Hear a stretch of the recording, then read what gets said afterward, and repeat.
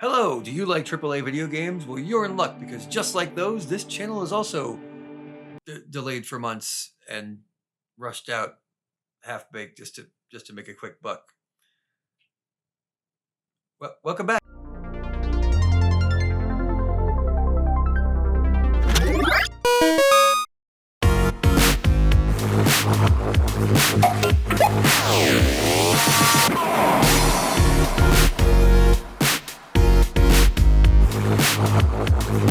Hello and welcome back to the channel. I am so sorry that it has taken so long to make this episode. I have been very busy, but great news. In that time, we have 1,000 subscribers, which is insane and amazing to me. Thank you all so much. And I am super sorry for the delay. What is this? GTA 6? Am I right? Oh, brother, this guy stinks! If you're new here, welcome. My name is Terence. I'm a professional concept artist and now art director.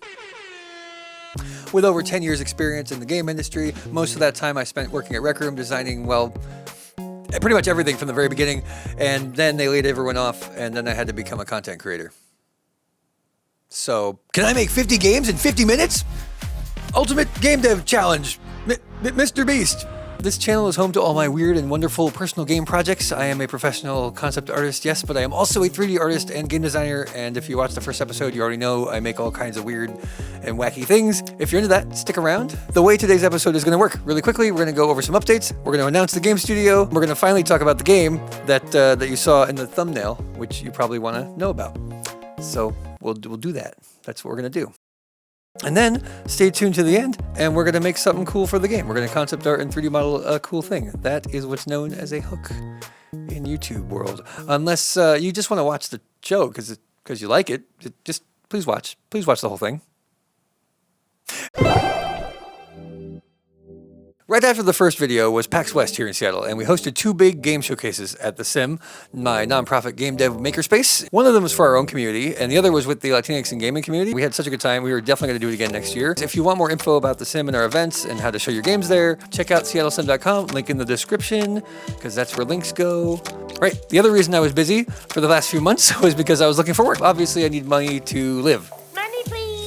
As much as I believe in this channel and the games we're making, they do not pay the bills. So, if you want to support the channel, we do have a Discord and a Patreon. The Patreon has a bunch of different tiers and stuff. Yeah, the idea is there's not going to be any sort of paywalls for anything. Everyone kind of gets everything. I really don't want there to be any hidden bonus content. 1, because Ain't nobody got time for that. and 2, I kind of want this community to be pay what you can for those that can't, and everything goes right back into the channel and the games. Help each other out, you know. For full transparency though, I did get a job for all you Rec Room fans out there. I am now an art director for a brand new VR game. I will be sharing more about that. We're kind of keeping things quiet for now.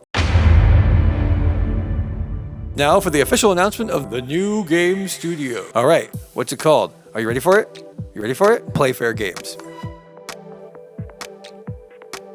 Yes, I know it's the same name as the YouTube channel. I know, very original. However, it keeps things easier for everybody involved. For you, for the business stuff, for me. It's all just one thing. PLAYFAIR, the YouTube channel, and PLAYFAIR, the game studio. We are small but mighty. There are 5 of us on the team. Well, 6 of us if you count Casanova, my producer. Everyone else is pretty camera shy, but I'll do my best to introduce them with the power of Photoshop. So we've got 3 gameplay engineers. 2 of them are some of my closest friends ever that I met at Rec Room from the very beginning, and they're incredible. Another one is a close friend that worked at PopCap for a long time, and we've got an audio engineer that came from Riot. So, and me as game director and art director.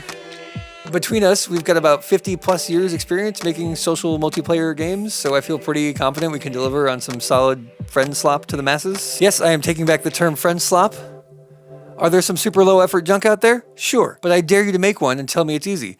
And the good ones are a lot more sophisticated than you might think. So speaking of which, let's talk about,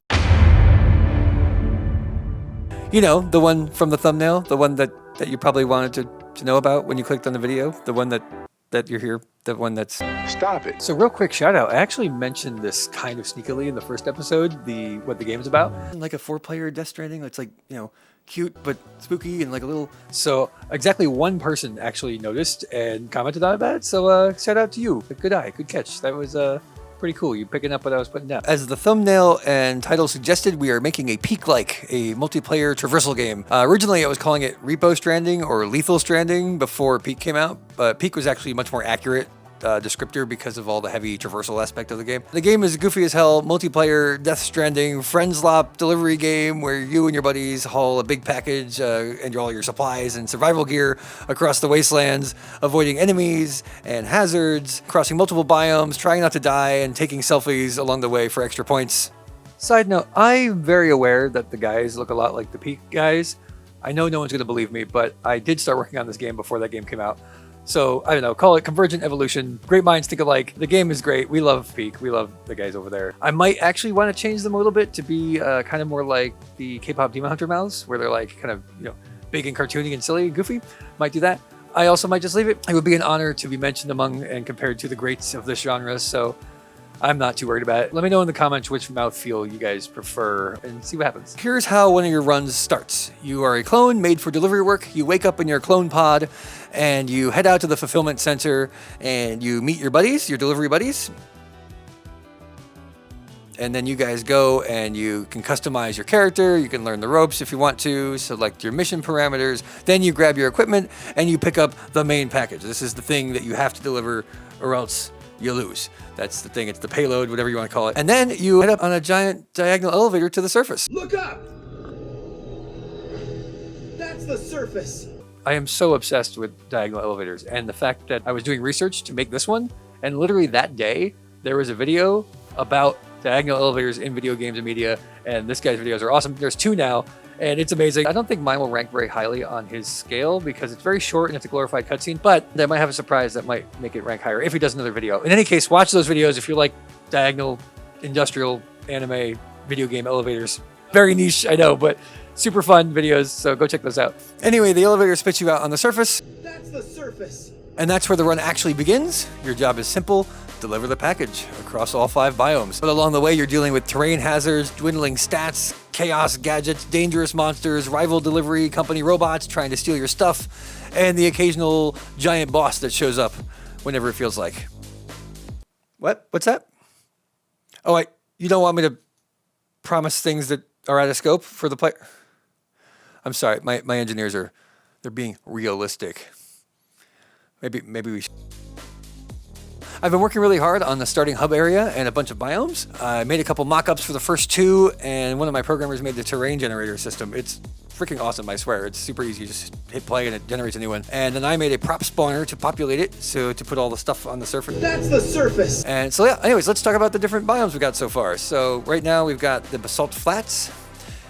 This is massive crystals and coral and bones and very Death Stranding Black Beach vibe. I've been doing most of my prototype work here, so you're going to see a lot of this biome. And there's also the shipping containers, which you cannot miss those. These are very important. They show up in every biome. I really wanted something industrial and sci-fi to populate the maps, but I also needed something that would act like the luggage in Peak, where you get new items and stuff. How would I make it so that you could have a bunch of these everywhere, just in the map, just as stuff you can climb on and things like that, and also have them be, things you can interact with, like how would you know which ones you could interact with? Well, that is the beauty of holograms and sci-fi stuff. So the ones you can interact with are on. They're just turned on. They've got lights on them and stuff. So there's 3 different kinds, which I think is pretty cool for game design reasons. One is just open. These is just open. They're open. You can go get stuff. There's items in them.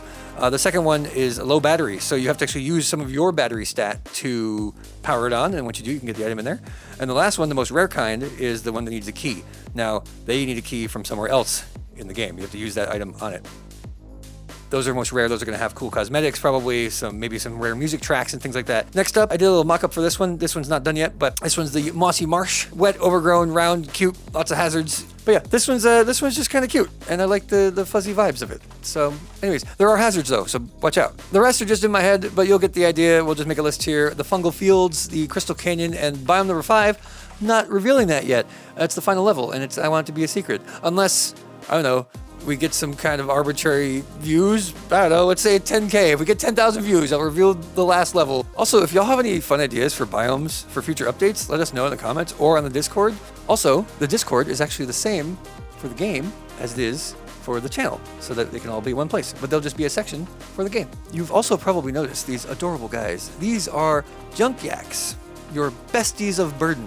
I'm very proud of that. They follow you around, carry your gear, you can pet them, and you can customize them, you can get cosmetics for them. They do come with names, so we need a list of them. So chime in with your please be wholesome ideas. So far we've got things like corn cob and pork chop and pumpkin and Hank.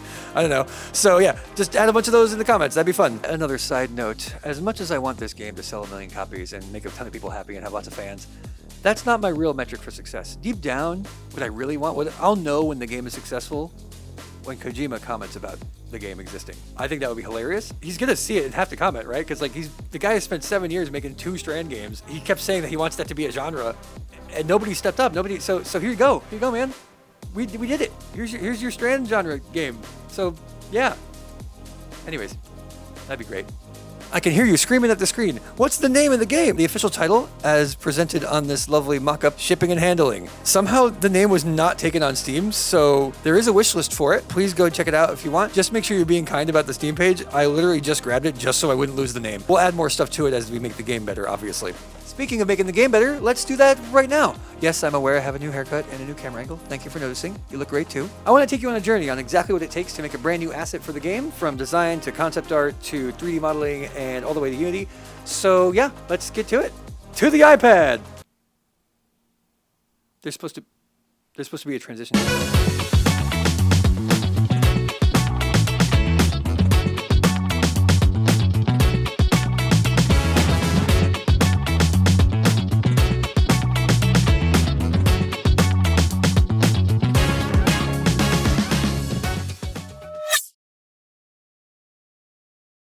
So what are we making here? Before I even thought about what this thing looks like, I had to figure out what it actually does. So this device, the player carries for basically the entire game, so naturally it needs to do an unreasonable number of things, like an alarming amount, like questionable levels of responsibility for one object. Please don't telescope police. First, it needs to be a long-distance walkie-talkie so players can talk to each other, in case they're not using Discord.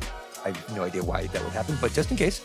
Maybe they're on a Steam Deck or something. It also needs to be a camera because I really want photo missions. This is a hill I will absolutely die on while taking a selfie. Next, it needs to be a music player where you can find tracks out in the world and play them, and it becomes the background music for the entire team. It's also a great place to hide lore. And you all know we love lore core here. It also needs to be the menu, full holographic UI, stats, inventory, route data, the whole deal. It also needs to be a scanner so you can read the terrain, tag things, find packages, point it at random junk, and get a sassy explanation as to what you're looking at, because we obviously have time for all of that. So yeah, one device, walkie-talkie, camera, music player, menu, scanner, all in one. I am sure my devs will not have any problem with that whatsoever, and we're going to get it all done right on time. Once I had that list, I did what I always do, which is draw a very rough and very bad sketch on paper. This is bad on purpose. It's just to get the idea out of my head. It is pure vibes. Once that's out of my brain and I'm set up, for mechanical stuff like this, I like to start with a quick 3D block out. This helps me solve proportions early, and I'm also avoiding having any kind of perspective, just like in real life. Once I have a really rough 3D model, I will take a screenshot and bring that into Photoshop or my iPad and draw over it. Basically, this next process of actually concepting is just a bunch of drawings, so let's get to it. Design-wise, I really wanted to do a retro future tech aesthetic, chunky plastic, visible screws, physical media, and then of course holograms, because it's freaking sci-fi, baby. I love this kind of stuff. This is like one of my favorite aesthetics in general, and yeah, it's cool. Extremely sturdy, as if it could survive the apocalypse. I really like that contrast. Old, tactile, clunky tech paired with futuristic sci-fi nonsense. It makes it feel more real, even when it's doing absolutely ridiculous things, like projecting holograms while running on what looks like AA batteries that you found in your drawer. I also really like diegetic stuff in games. I like when things exist in the world for any reason, instead of just being UI for the sake. If I can give something even a loose justification, I can pretend I'm as good as Dead Space. Once the concept feels good enough, I take it back into Blender and build the real asset. This is where I start adding controls and seams and vents and all the little details that no one will ever notice. But not you. I know you'll notice. I also flipped it around at one point and realized I could totally support a controller layout on the back. Definitely spent way too much time on these details for what is functionally a glorified floating menu. All right, so the rest of this section is just 3D modeling and texturing the Trackman. I'm still learning how to explain my process because it's mostly muscle memory and crimes of topology. But for now, instead of me narrating every vertex here, I want to try something a little different. While I'm building this, let's do a little lore core. Think of it like you found one of these cassettes out in the game world. So yeah, enjoy story time.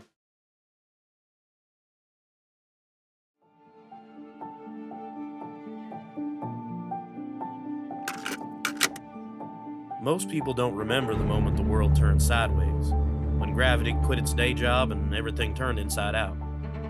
The engineers labeled it the gravitational redistribution event. Everyone else started calling it the reckoning. Whole regions cracked and folded, mountains bent like warm metal, oceans floating in the sky. The maps we used to trust became decorations, souvenirs from the old world. After the reckoning, delivery demand grew. People still needed parts, tools, medicine, and anything else the company deemed essential. They tried machines first. Freight walkers, autonomous carriers. That lasted about a week. The world bugged out, and so did their programming. Every route became hunting grounds, and every package their prey. They still wander the broken zones with their broken code. Meanwhile, there was one courier who kept the routes alive. People depended on him, and the company wanted his datas. When the machines collapsed, the company switched to a biological answer. They captured the courier, took his DNA, cloned him outright. They made an army of duplicates to walk the same impossible paths. When one fell, they made another to meet the demand. He disappeared from the records, but his legend lives on. Generations later, the clones still carve their roots through the wasteland, and every once in a while, they report seeing someone carrying scars and packages older than the mountains.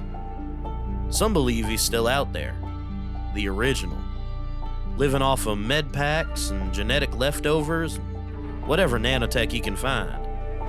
A monster hungry for deliveries. So the clones keep walking, with a package on their back and a Trackman buzzing on their belt. Was that too serious for a video like this? Quick, put something stupid on the screen.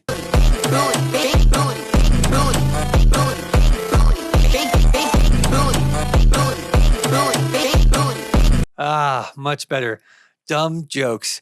That's what we're all about here. Anyways, thank you all for watching. That's the end of this episode. A few more things I want to say before we wrap up, though. I've been working on some weapons and UI stuff, but next episode is going to be all about making enemies and cosmetics. I've already started making some cool holographic ones, but if you have any cool ideas or dumb ideas for outfits and hats and all that stuff, send them our way. I'd love to hear your ideas and make them if I have time, of course. Also, real quick side note, we're going to need playtesters. So if you want a free copy of the game and also to help us out, hop in the Discord. There'll be more information about that. Also, if you're a content creator or know someone who likes these kind of games and wants a free copy, I'm looking at you, Mild Sauce. I'll be sending you an email shortly. Basically, we need to spread the word. We don't really have a marketing team. This is the marketing team. So anybody you can share or tell about this video and about the game will be super, super helpful. So I know I've been joking the whole time about it, but like and subscribe and share. I've been really blown away by the support for this channel. So let's keep it going. And really, thank you so much for watching. This has been super fun. So see you next time. I promise next episode will be out soon. Well, sooner than later. Pretty soon. I'm already working on it, but it's going to be, okay, here's some footage of Cass. Bye.